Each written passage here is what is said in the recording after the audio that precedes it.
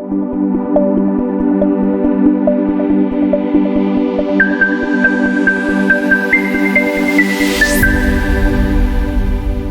name is Sandro Lanni. I'm the president and founder of CSMC, stands for Charter School Management Corporation. And I started the company kind of by accident. I was a founding parent of a charter school in 1997, also known as the Before Time. And I served as the board treasurer. I didn't know anything about charter schools or charter school finance or business or any of those things.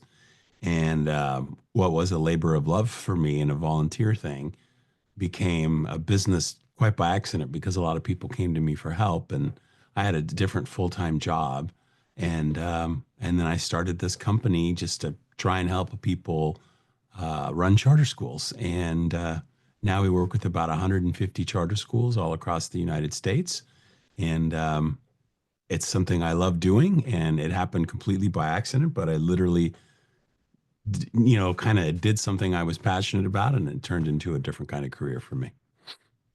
Very cool. Can you talk about like the trajectory, like what inspired you to start and go down this path? Because you weren't always in charter school. Where Right, did right. you Yeah. kind of, So I had a bachelor's degree of in forensics. Actually, I was recruited by the FBI in college because I'm an Italian native speaker, and so I think they had specific plans for me related to maybe a group of people in the United States who speak Italian who maybe sometimes commit crimes, and I decided, in fact, not to go down that route because I was just newly married out of college, and I was very young, had my first child, and so I got a job for a defense contractor, and then ended up working in manufacturing and power systems and all that stuff. Totally unrelated world.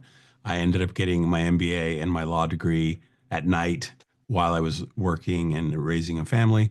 And then a dentist friend of mine, he was literally filling a cavity, and we had both of our kids in the same school, and he said we should start a charter school. And I said, I don't even know what a charter school is. And he explained it to me. I said, I mean, I'd be happy to help you. And then we found an education program that we liked. We wrote the charter petition. We went through all the political stuff that has to be done to get it approved. And then I was the treasurer of that charter school, and started helping other people. And then a lot of people said, can you do this for us and charge us for it? And then I basically changed careers. can you talk a little bit? And there were some kids that asked about this, but I was curious about this as well. Mhm. Can you talk about some of the challenges when you're creating? I mean, because it's a charter school movement, and obviously the work with Yeah. Fern Zulueta and Yeah. Academica, it's massive and international and global, and it's Yeah. such a revolution. What were some of the challenges that you faced when doing this in California? So in California, California was an early adopter of charter schools, and it was, for lack of a better word, at the beginning it was the wild, wild west. It was lightly regulated, and within a couple years of me starting this company, I was considered an expert. And a lot of you have probably heard the term imposter syndrome.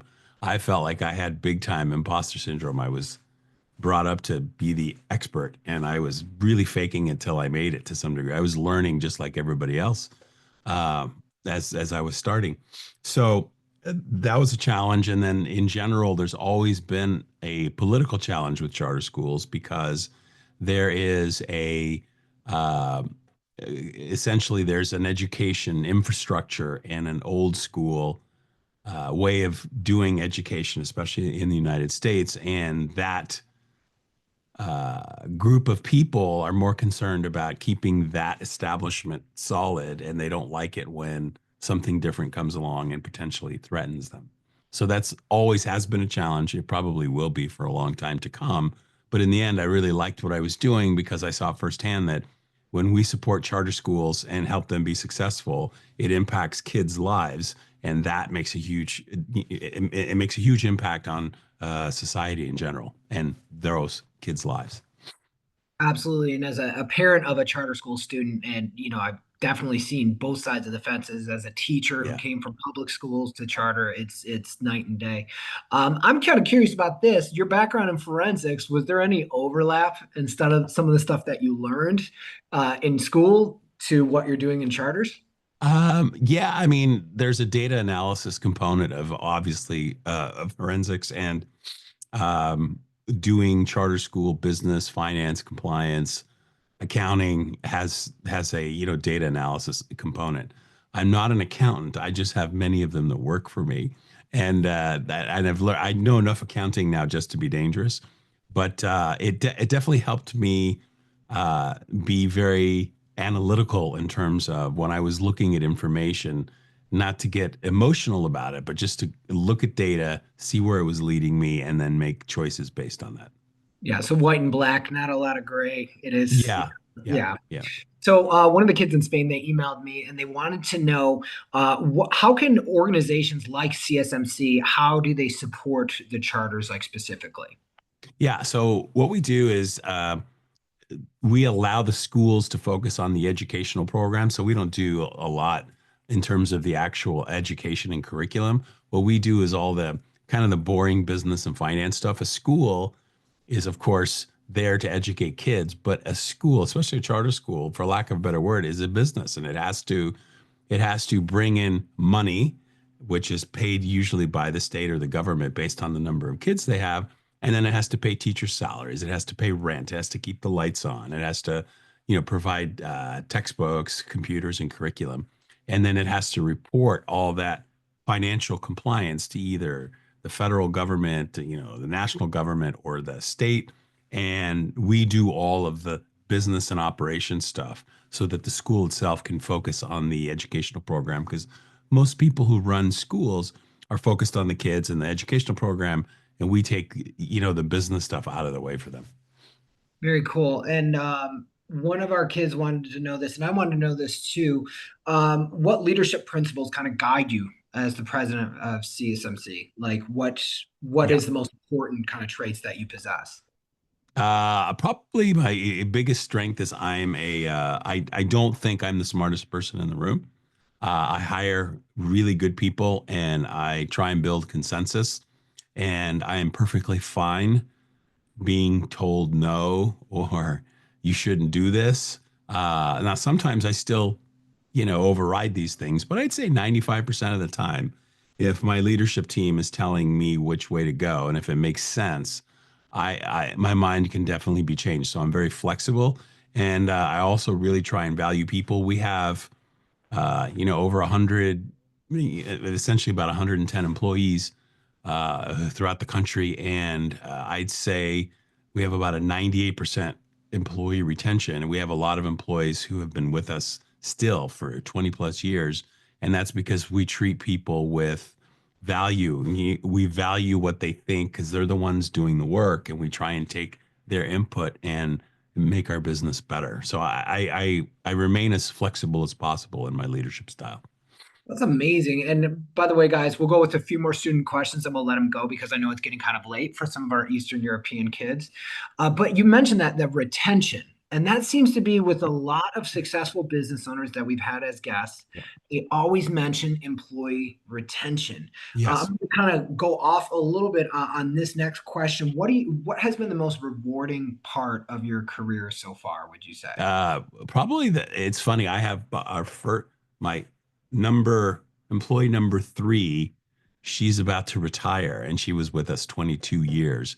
And it's rewarding to hear her say that she's so happy she stayed with us until she was ready to retire, and she really enjoyed her career. And and today it's not as common to have people stay in a company 10, 15, 20 years, but we have a bunch of those, and that's very rewarding to me because it feels more like we've built a CSMC family. And we're not so big that we're impersonal, but we're not so small that it's just, 5 or 6 people. So to kind of still have that atmosphere, and a lot of people choose to stay with us a long, long time, is very satisfying, as well as we have a lot of clients that have been with us from the very beginning, from the time we were started as a school and essentially created, or when they came on and chose us as a partner for them. I have some clients that are still with us after 20 years. So it's very, very satisfying. It tells me that we're doing something that has real value for people. You guys absolutely are. And you guys, along, like I mentioned, with Academica and Friends of Loretta and all that kind of stuff, Yeah. you guys are leading that revolution of school choice here in Yes. America. And that's truly, I mean, that at the crux of the American spirit of the freedom of choice is like Correct. 100%. so valuable, and something I'm very passionate about. What could you speak as someone who's you've been on the forefront of this for so long? What are some of your hopes for the future of charter schools and for the role of CSMC, the role that you guys will play in that? Yeah. So for charter schools in general, I'm just a huge fan of school choice. So I've always believed that uh, parents and kids shouldn't have to go to a particular school just because of where they live or because of their social status. Rich, poor, and middle class. It shouldn't matter, right? They should be able to go to the best possible school for them, and they should have that choice as much as possible because education is so critical. It's not even subject to debate. Education and quality of education is a huge predictor of financial and emotional and life success and happiness for individuals.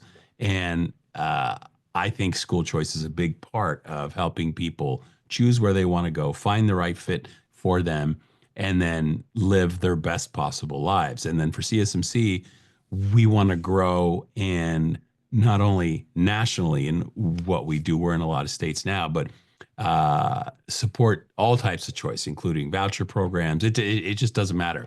If there's a choice related activity and we can support it, we want to grow and add value there and help support those organizations. No, as a business owner, this kind of transcends industries, this kind of question, but you're running that business. How do you guys do best practices? Because it's a long way from the company all the way down to the classroom. Yeah. How do you guys ensure that you guys are best supporting those schools? Yeah, so there's things that we measure. So in terms of financial capability, all of our clients are have a financial audit at the end of each school year, and that's by an external agency that has nothing to do with us. And that's kind of our report card. And it says how have we done? How has a school done in terms of not only financial performance but internal controls, how it manages its business operations. And our goal every year is to get, for lack of a better word, 5 stars in everything that we do. And we generally do that. And so that's a huge thing. And so for us, quality of service is big. And another thing is customer service is really big. So our schools have a lot to deal with students and parents and their needs, teachers. And the last thing they need is us to ever get in the way. We need to make things as easy as possible for them so they can service their stakeholders, especially the kids. So customer service, being available all times of the day, being there when they have an emergency or anything comes up, going the extra mile is a huge part of what we do. It's ingrained from every employee all the way, from me all the way down to, a data entry person. Client service is absolutely paramount. Man, that is great. I love that quote. Client service is absolutely paramount. So it's getting kind of late for our Eastern European kids. So I usually ask this with all of our guests. So Sandro, is there any advice that you could give to these kids as they go on and figure out what they want to do, whether it's going into charter school or whether it's something completely different? Someone as accomplished as yourself, what kind of advice would you have for them? So there's a lot of people that tell you, oh, just follow your passion and everything will work out. And then there's other people that tell you, oh, just try and do what you're good at and focus on that. I think it's a combination of both. There's sometimes I would never in a million years thought I'd be in the charter school space. I didn't even know what it was until right before I get into it. So you never know. Life will give every one of you distinct opportunities and you have to be open to them. So even if you don't think you would like to do this, you should at least investigate almost anything because anything could happen. And then you'll find your particular strengths and skill sets in almost any industry, in almost any type of business or almost any kind of vocation. You just have to be open to it. And every job you take, everything you start, you learn something from, right? I mean, in this company that I've had for 25 years, I made so many mistakes, but they're all super valuable in teaching me how to, be better and better. The mistakes are what actually makes you better. The successes don't actually help you that much because they're just easy. The successes happen because of the mistakes that you made, and you have to be open to making them. That is amazing advice, invaluable advice, and we can't thank you enough for taking the time out of your day to Oh, it's spend my pleasure. with us. So before I let you go, before I end the meeting for all and shut it down, traditionally I allow everyone to unmute. And can we all say thank you to Sandro Lanni for taking time out of his day to talk to us about his work at CSMC? Thank you Thank so much. you. Thank you. Thank you. Thank you. Thank you guys. I Much. appreciate it. Thank you. Thank You guys Bye. go to sleep and make good Thank you. choices, okay? Amen. Thank you, sir. Good side.